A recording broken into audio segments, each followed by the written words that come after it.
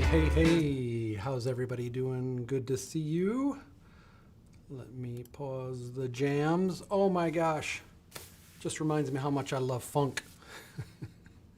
I love funk. So, yeah, this T-shirt is my daughter's neighborhood school, Ogden International School, which is a local public school. So they made this, and they went through a big merger of two schools. One was primarily black, and the other was primarily white privilege in the neighborhood. And we went through a 3-year process to merge them to make the whole campus more equitable. And so that was an awesome effort that my wife and other mothers really led. It was an incredible journey. So that's one of the T-shirts they put out during it to try to build support. So welcome, everybody. It's great to have you here today. Today is a little bit of a detour, only because it's really a topic in our last stage, which is about communicating your project to build support. But I'm giving you a preview of this one because it's such a critical part of building support that I want your brains to be working on it even while you're figuring out your project and your prototype and testing it. And so it's a little preview of stage 5, but getting you the lesson so that you can start thinking about it. And this lesson is valuing your solution in a way that turns the qualitative benefits that you may be so passionate about into investable benefits that funders, executives might need to have investable benefits so that they can make a case for deploying resources to your effort, to your solution. So it's a really cool topic, and we have a very simple approach to getting you this benefit so you don't have to worry about it, so it's not stressful. It's actually really empowers you to focus on creating the solution, and this allows you to build support for the resources it's going to take to do it. So let's get into it, shall we? Always of the mind to take your time seriously and not sit up here and jibber jabber for too long. So as I said, this is really for a stage 5, which comes in a couple weeks. We're not there yet. But if you think about what your journey has been, all the way from, just starting the mindsets of creativity, equity and inclusion, beginner's mind, iteration, tangibility, that's where you started. And I want you to think about whether, as you've been learning the Catalyst methods, whether you've been true to those mindsets and really trying to implement them a little bit. Remember, we tried journaling at the beginning. We suggested you journal so you're more conscious of doing these, starting small and moving fast, right? Starting small or learning fast, sorry, not moving fast. But starting small and then researching who are we really designing for and what are the real issues, and looking at it more of a holistic systems issue, not just your one individual little part of the puzzle. And then we framed, based on those insights from interviews of real people, we framed the opportunity and the challenge. We're prototyping potential solutions. And in every one of these stages, you learn more about the project, the community, the people who are involved, the challenges, as well as the direction for the solution. That's why we problem solve this way. So if I asked you at this point, what's the potential value of the solution you're creating? You might not really have an idea. You just hope to heck that you're on a path to solving it, right? That you get through this Catalyst program or this Catalyst curriculum and kind of learn something. But I think this is a really nice addition to the Catalyst methods because it tips your toe into the water of the things that's far more traditional in organizational decision-making and forward progress, which is where we're going to invest our resources. So I want to do a little bit on this. And so, but there's a challenge. Often your solution has qualitative benefits, but we have to translate it to value rather than just qualitative benefits. It may be serving a real need, but it must create enough value to be adopted and sustained over time. We know how many initiatives we've been a part of over the years where initially it has a lot of funding, everybody's excited, and we think about what's possible for the next 10, 15, 20 years, the impact we could have if this program is sustained and grows. And alas, far too often, what happens? The money runs out and the initiative goes away, or we have to scramble for money from elsewhere, for somebody else who happens to have that particular priority on their investment calendar. So it has to have enough value. And what this exercise does is start to show you how to translate qualitative value into quantitative value. So let's take a quick example or just ask the question. So, ride shares are relatively new, maybe seven to 10 years old. And they took a little while to catch on, and because it's a huge investment for a municipality to decide to do a ride share. And so what are the benefits of a ride share, a little bicycle sharing service? Well, it encourages more bicycle riding in the city. It reduces the cars on the road. It increases the amount of community exercise, how many people in the community are riding bikes. It supports and attracts tourists because there's an easier, less expensive way to get around and in between the metro. And it also builds awareness and acceptance for other shared services that could build more sharing low-cost ways to have resources for the community. So those are some benefits. But are any of these benefits worth our investment? How do we know? They sound good, but we don't know. So how do we kind of think about that? Because your projects often target qualitative value. Everything from, hey, increased client or patient satisfaction, more community members served, happier staff. We have smoother workflows now. There's less back and forth between us and our partners. Again, all of these are positive and sound good, but do they warrant investment? Are they enough? So they often don't convince leaders or funders to pursue the idea. It's not enough. And that's why we have the language of investment. And I want to demystify this because it's actually a really cool concept that works even in your own life when you're thinking about where do I put my effort and time and what kinds of benefits do I get from that. You're making that type of decision all the time. And you get to do it on qualitative aspects alone. And that's your prerogative, but organizations are all organizations are financial organizations, so their investment includes financial investment. Of course, you know what that is when you think about rent or cars or housing or anything, transportation, any food. How do you balance the cost with the benefit? So let's talk about investment a little bit. It is about expending resources to achieve a material result where the resources you expend or that are needed is less than the result obtained. And this is the thing I love so much as kind of a designer, is that if you think about what investment is can you think of a way of doing something where what you put in is less than what you get out, or said another way, what you get out of it is much more than what you put in. Who doesn't want that? That's investment.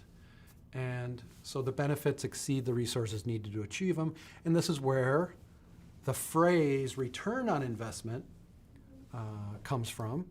And that ROI, return on investment, is a measure of investment success. And so this is just the language. And, investment itself is the notion that you get more than what you put in. And then if you measure that return, then you can decide what your threshold is to make investments in your organization. I know, but Chris, not everything can be measured in financial terms. This is true. But people with resources, people who are going to support your project through funding, time, allocation, etc., use the language of investment to decide between the many benefits they could choose to pursue or to allocate their resources with the limited resources they have. So everybody is working with limited resources. So this is why it exists. This is why the language of investment, the idea of measuring your investment exists. But we don't have to be scared of it. We can actually use it to our advantage. And a big spoiler is that this language is not hard. It's certainly not as hard as the MBAs or leaders might hope you think. Because if you're better able to make a case for your solution, you're going to be more successful. So let's see what that is. So I want to introduce to you to this concept of value chains, which is a direct result of the curriculum development we've done here at CCI in the Catalyst program as we got feedback from people because it kept coming up. Kind of like the original question we used to get all the time is, how is Catalyst any different than Six Sigma or quality improvement, right? What are the differences? They knew what that is. But we also heard a lot of, well, my leadership won't move forward unless we can make a investment case for our solution. And so we developed this as a way to incorporate it into the Catalyst program. So what's a value chain? It's a simple conversion technique where you're going to convert qualitative benefits into measurable ones that they improve.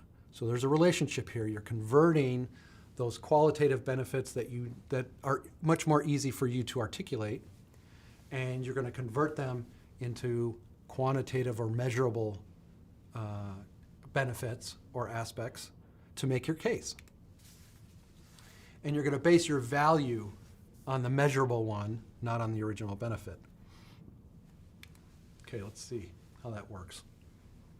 Well, let's go back to our Divvy example.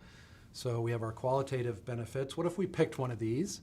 So let's say it supports and attracts tourists. Let's put that up at the top.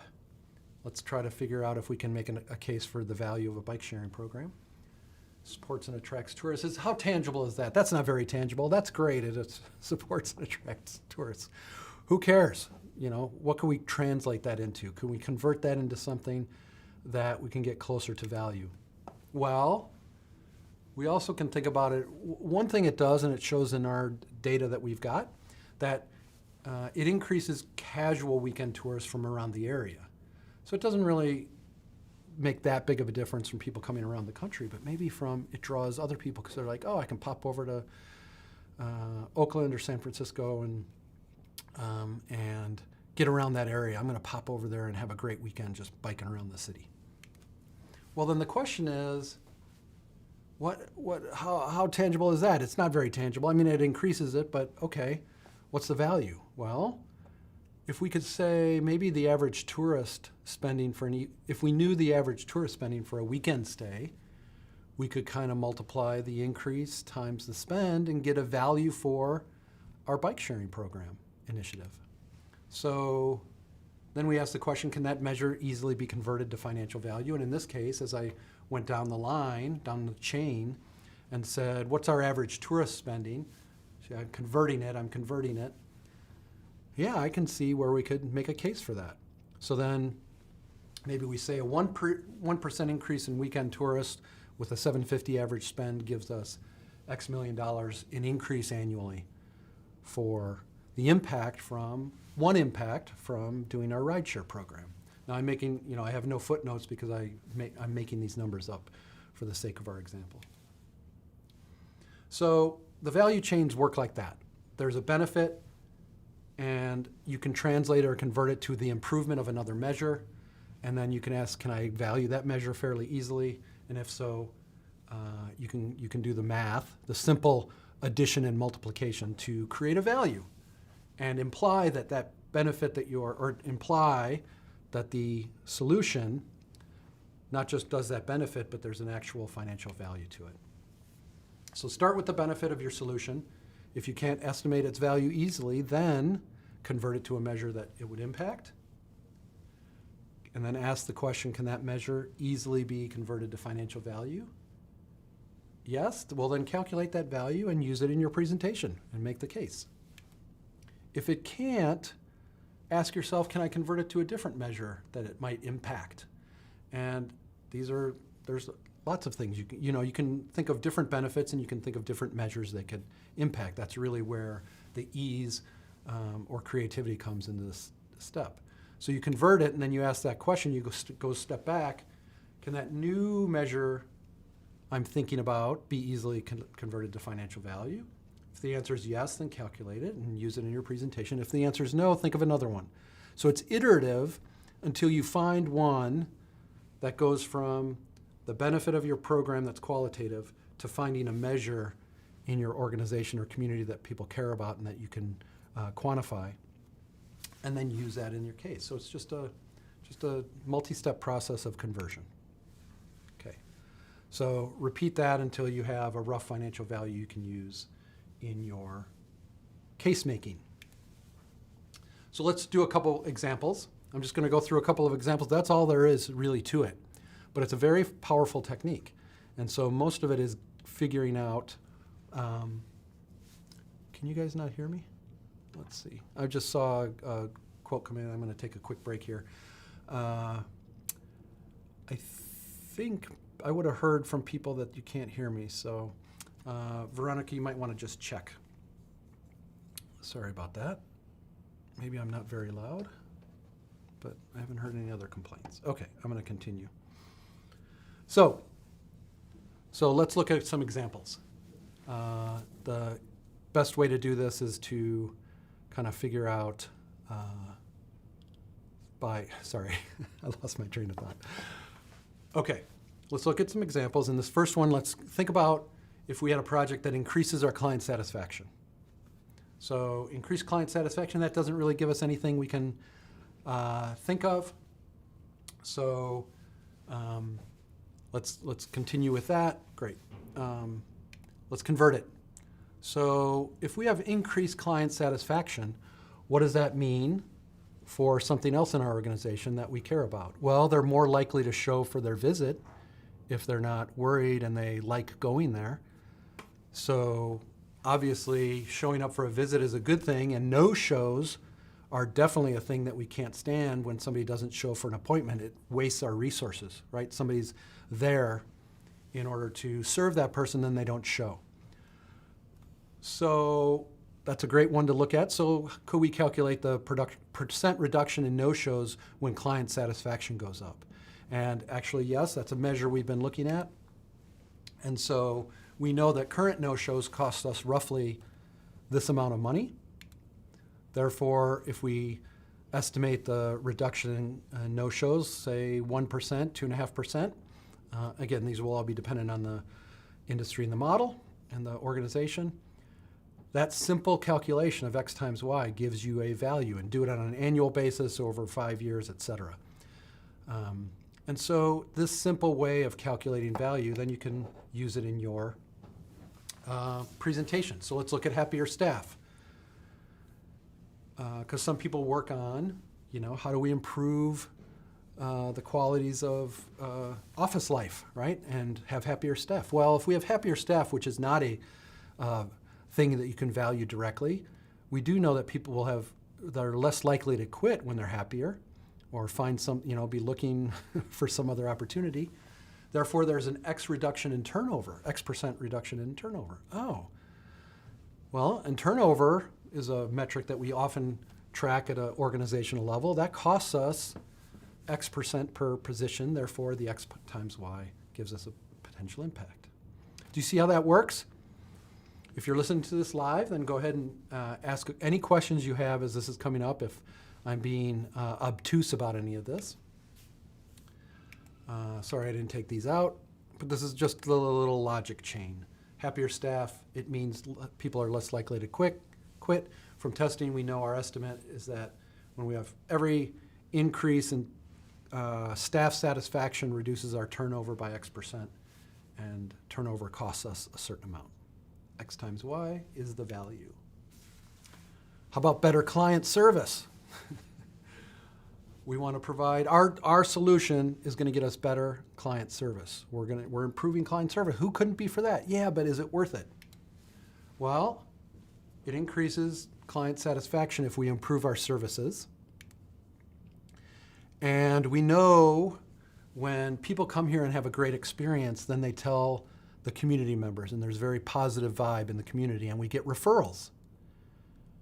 And that word of mouth is our most powerful attractor of new people, not our cold calls, but it's actually when somebody we've served goes and tells their friends and family members that there's a solution over there for you that they think that you should try out. Well, those referrals can result in a % growth in the number of people that come in and we convert to our existing services, who we start to serve.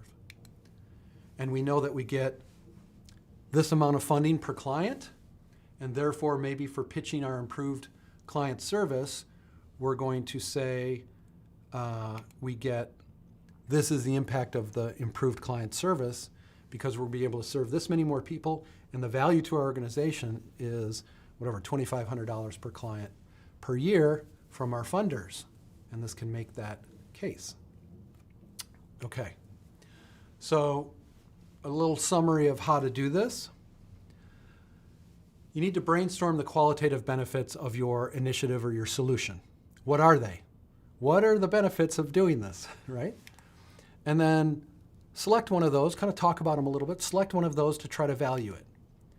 And how might that qualitative benefit impact or increase or decrease another measure that you care about or another activity in the organization?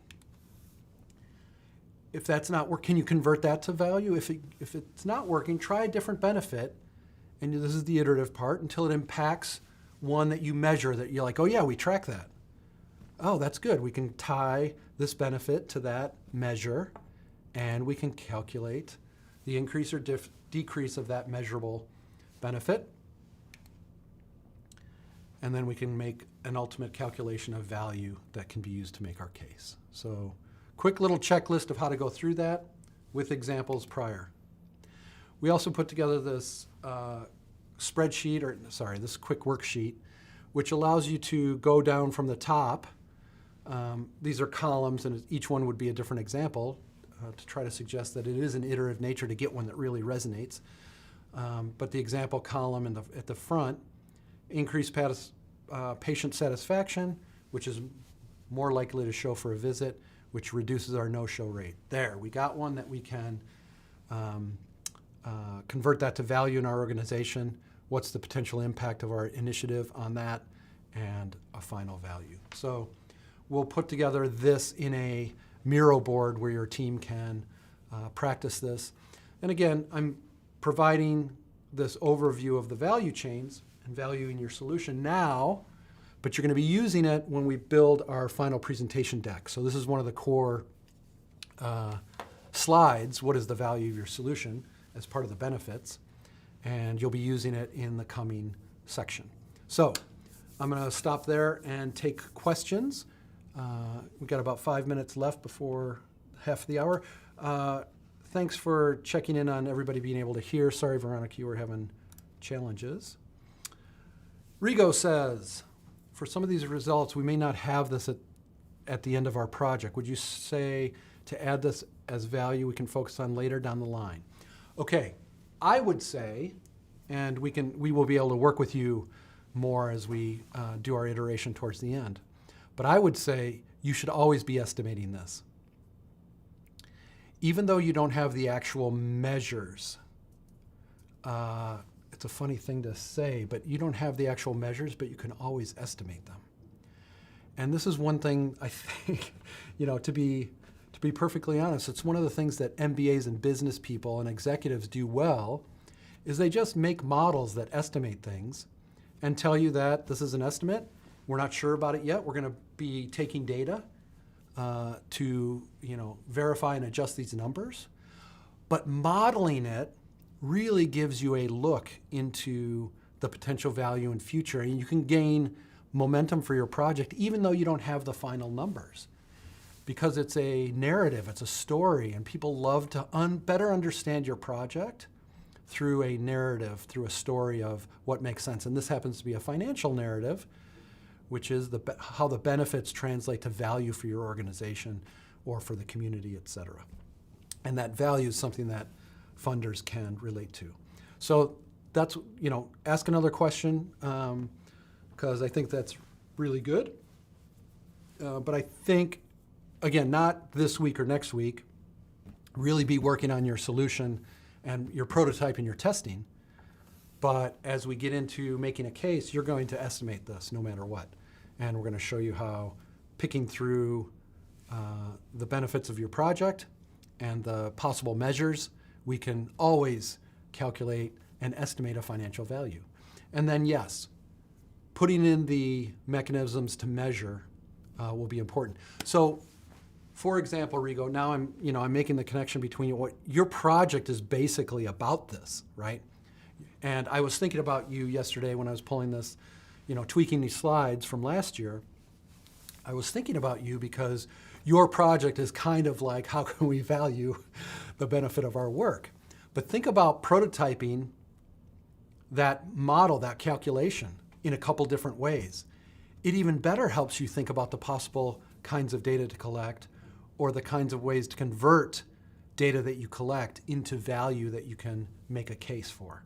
So in some ways, you should think about valuing your solution as a prototype of your ultimate goal of valuing your solution. It's a little meta on your project because it's so directly tied to valuing, but that's how I think about it. Absolutely. All right. Something got through. Great. All right. Awesome. Anybody else have questions? I'm looking through the comments. It's fun. It's straightforward. If you have questions on this that happen after we get off the stream today, just shoot an email, pop it in a forum, or I think shooting an email is the easiest way to do it. We won't be meeting on Thursday because we don't have a Zoom session. But if anybody wants to get together and crank on this for 30 minutes together on Thursday, you just let us know and we will. Excellent. Okay, we got another question from Peter. How do you measure it in social change? We fight for new programs but don't always win. This is the exact point of doing this, and I'm going to ask you, Peter, what you have to do is the social change is the qualitative benefit. And the challenge in your programs or projects is to translate the social benefit into the economic or the financial benefit. And so this is exactly designed to do that. And so we would need to look at, all of these require specific examples. So what is that social change you're looking for? Is it more involvement of fathers in their kids' schooling and education? So if that's the qualitative social change or benefit, then this process is set up or this technique is exactly for changing that into a arguable financial benefit. As crass as that sounds, it's exactly what we're interested in doing. So fathers being more involved in their child's education. I'm totally making that up. You can also, if you want to suggest in the comments an example, I'm happy to work through it with you, or anyone for that matter. So if fathers are more involved in their kids' education, what are the possible benefits of that? Well, maybe fathers don't spend their time just watching TV or going out at night with their buddies. They spend time with their kids.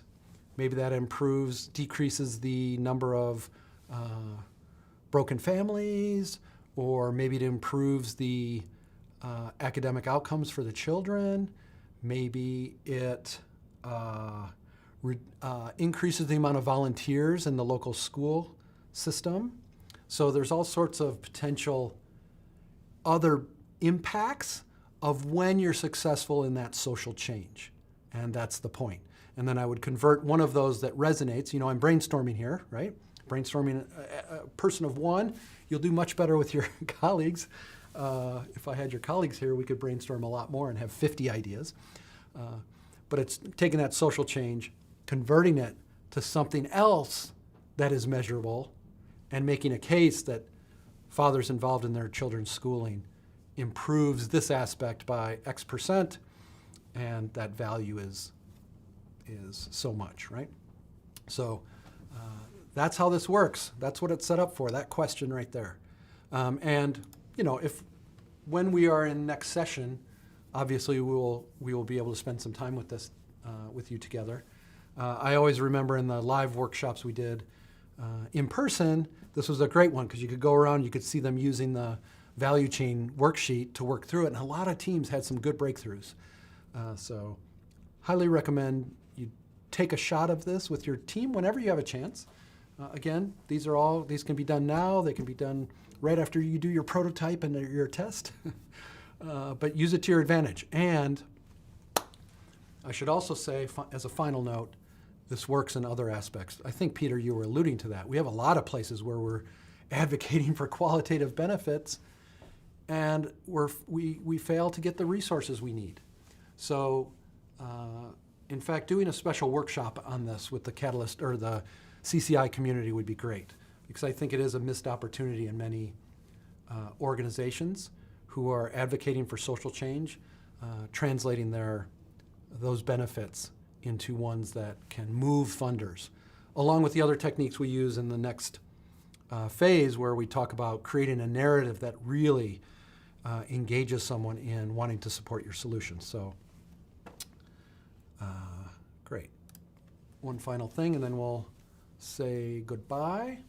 Yeah, no problem. Say public policy, like passing a bill that would provide food assistance to the undocumented. Great. That's exactly, again, a great example. And in some ways, this is related to Rigo's question, because they're trying to value or prove the value of providing food assistance to families in the community at scale. And so in this case, you have to start thinking about two things I would look at this case. What happens when food isn't available for undocumented? I mean, there are things, everything from lower emergency visits, so higher health in the undocumented population, less emergency visits and strain on our healthcare system, perhaps less petty theft of food, essential theft of food so they can eat. And so there's probably impacts of doing that would reduce other things that the community is experiencing. And I think this is essential to using this technique, is realizing our communities are systems and they're interrelated. And the lack of something in one area causes expense or investment in another area. And if you can tie those two together, you might have a case for investment. But we can practice. Okay, great having you guys here today. I hope that was valuable. Thanks for being engaged. Always appreciated. And with that, I will see you in email before that. Send me a note, send me a question, reach out to your coach and collaborate, do your prototype, and test it with someone, and let us know how it goes. And we will see you in the next work session. Peace. Bye-bye.